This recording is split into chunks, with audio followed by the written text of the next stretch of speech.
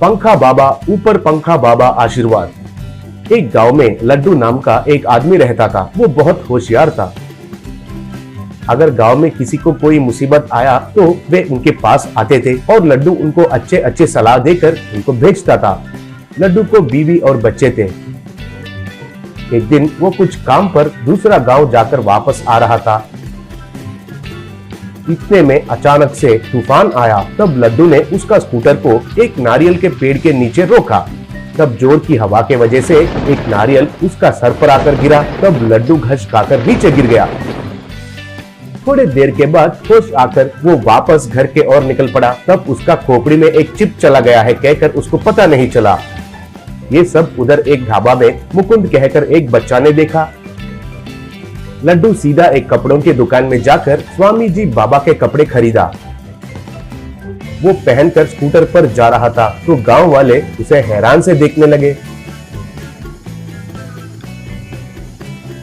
वो स्कूटर को एक जगह में रोककर, गांव वाले, अब से आप सबका समस्याओं को दूर करना ही मेरा काम है, इसलिए ये बाबा का कपड़ा पहना हूँ। कल से आपको कोई समस्या आया तो मेरे पास आना। आज से मैं पंखा बाबा जैसा अवतार लिया हूँ, कहा। तब एक आदमी, पंखा बाबा, ये नाम क्यों रखे हैं स्वामी, कहकर पूछा। तब लड्डू, वो अगर तुम मेरे घर में आकर देखोगे तो पता चलेगा, कहकर स्कूटर पर चला गया। घर में उसका वेश को देखकर बीवी और बच्चे तो चौंक गए। तब उसकी बीवी घबराते हुए, हे भगवान, क्या हो गया है आपको? बीवी और बच्चों को रखकर ऐसे सन्यासी बन गए। हे भगवान, अब मुझे क्या करना पड़ेगा? इस सन्यासी के साथ जियो,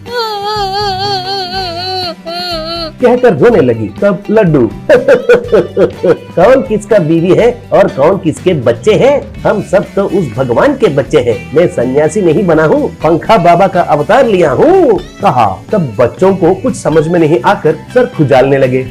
अगले दिन लड्डू घर में एक पंखा के नीचे बैठा हुआ था। तब कुछ गांव वाले उनके घर में आए।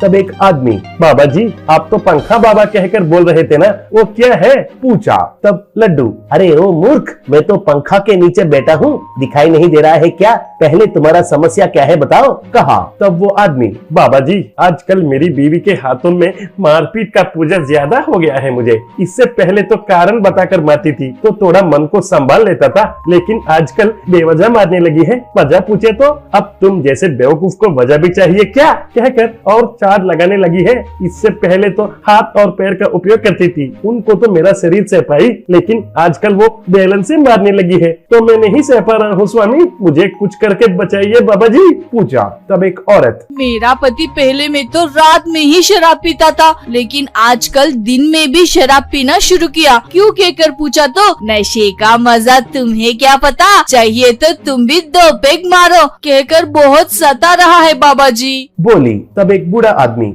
इससे पहले घर में सब लोग सोने के बाद टीवी में 11 बजे के बाद आने वाला मिडनाइट मसाला सॉन्ग्स लगाकर एंजॉय करता था। तब मेरा मन जवानी घोड़े जैसा भागता था। ये बात मेरी बीवी ने जानकर मेरे बेटे से बोली, अब रातों में वो टीवी का कनेक्शन कट करने लगा है। मुझे तो नींद नहीं आकर बहुत तकलीफ हो रहा है बाबा जी, कहा। ऐसे सब लोग उनके समस्या के बारे में कहने लगे। लड्डू सब सुनकर, आप सब लोग मेरे कुर्सी को हवा में उठाइए, तब मैं उस पंखा को रोकता हूँ। पंखा रोकने वाला हाथों से अगर आपको आशीर्वाद दिया तो आपका समस्या दूर हो जाएंगे, कहा।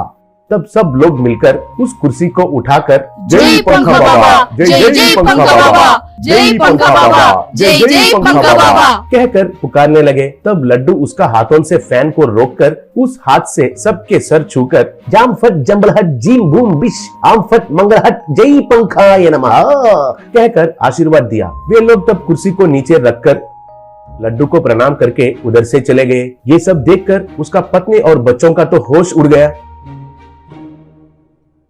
ऐसे हर रोज लोग आकर उनका समस्या के बारे में लड्डू से कहना और वो फैन को रोककर उस हाथ से उनके सर छूकर बकवास के मंत्र पढ़ते हुए उनको आशीर्वाद देने लगा।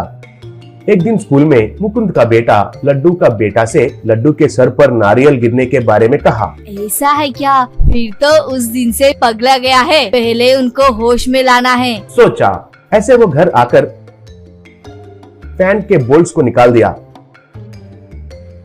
बाद में माँ से जो हुआ वो सब कहा। अगले दिन हर रोज की तरह उनके समस्या लेकर गांव वाले आए।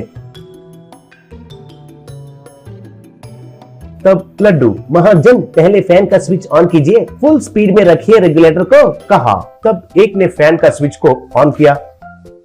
तब वो फैन का बोल्ट निकलकर लड्डू के सर पर गिरा। तब लड्डू कुर्सी में ही होश खोकर गिर गया।